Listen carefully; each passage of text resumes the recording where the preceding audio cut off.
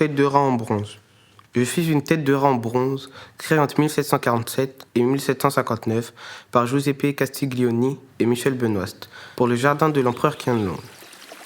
Avec mes 11 frères et sœurs, nous formions les 12 sorties d'eau d'une fontaine dans le palais Yuanmiyang, aussi connu sous le nom de palais d'été. Nous avions une belle vie dans le palais d'été. Ce palais luxueux, bercé du son de l'eau qui s'écoule, était d'une pureté jamais vue auparavant. J'aurais aimé rester plus longtemps dans ce lieu idyllique, mais mon bonheur fut de courte durée. L'été 1860 fut la perte de mon existence. Des Français et des Britanniques sont venus nous attaquer.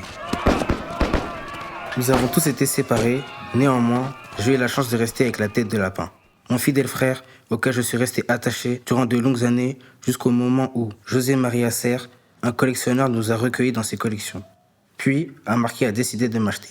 Mais ma plus grande gloire fut d'appartenir à monsieur Yves Saint-Laurent. Nous avons vécu 36 paisibles années dans son appartement à Paris. De ce qui fut l'équivalent d'un Versailles chinois, témoin de plusieurs dynasties d'empereurs, il ne reste plus que ses ruines. Brûlé puis pillé par les armées franco-britanniques en 1860, le palais d'été abritait des splendeurs de l'art asiatique, aujourd'hui éparpillées à travers le monde.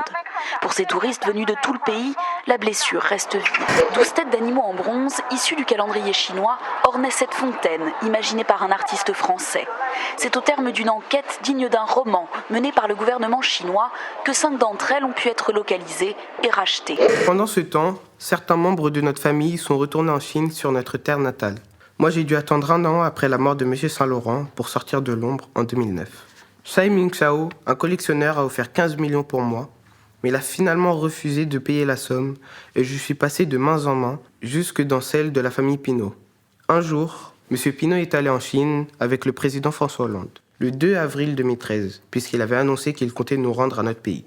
Je connais ma chance car des millions de pièces ont été volées pendant le sac du palais d'été en 1860. Mais rares sont celles qui, comme moi, sont retournées sur leur sol natal. Au début du siècle, un nouveau palais d'été fut reconstruit à quelques kilomètres de là et classé au patrimoine mondial de l'humanité. Malgré cela, le pillage de l'ancien palais d'été reste une vraie blessure pour les Chinois.